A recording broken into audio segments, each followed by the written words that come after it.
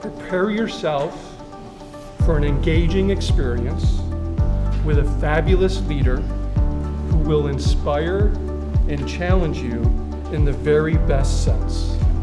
It's my friend and colleague, Maria O'Leary.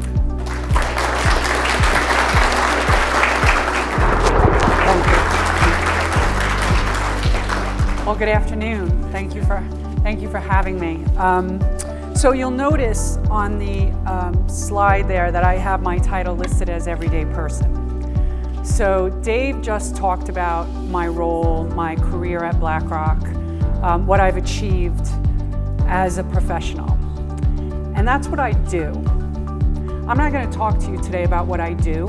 I'm going to talk to you today about who I am and how I think who I am is what has made me able to achieve all of this and do what I do.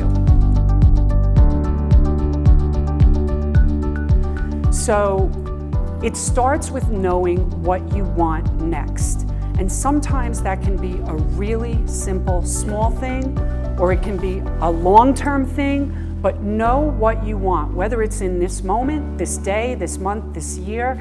That depends on where you are in your journey, but take the time to figure out and know your goal. So my non-negotiables. These, I've kind of formulated these in my mid to late 20s and into my 30s, and I swear they have not changed since. And I still go back to these when I have decisions to make or when I'm feeling not quite settled. These are work-related, but they're also personal.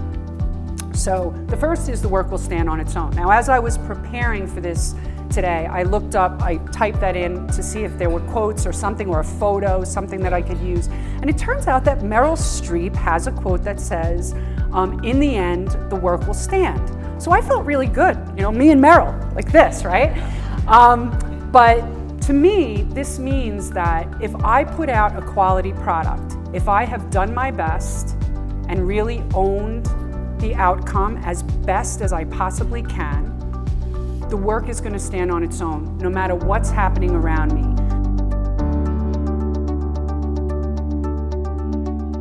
I have to put my head on the pillow at night. I am a very black and white, right or wrong person. Things are right or they're wrong. I feel them in my gut, and I know when I'm feeling like I'm doing the right thing. I make sure that the company that I work at is aligned with the values that I hold close to me. I make sure that the people I surround myself with share the values that I share. And there have been painful partings along the way, professionally and personally, because if I feel like I'm being kept up at night, I'm not going to keep going down that path.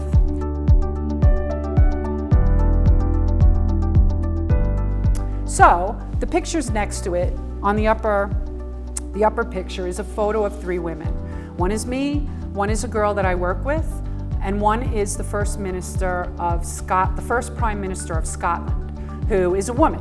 And I got a chance to meet her at an event, so we got that framed and put it up.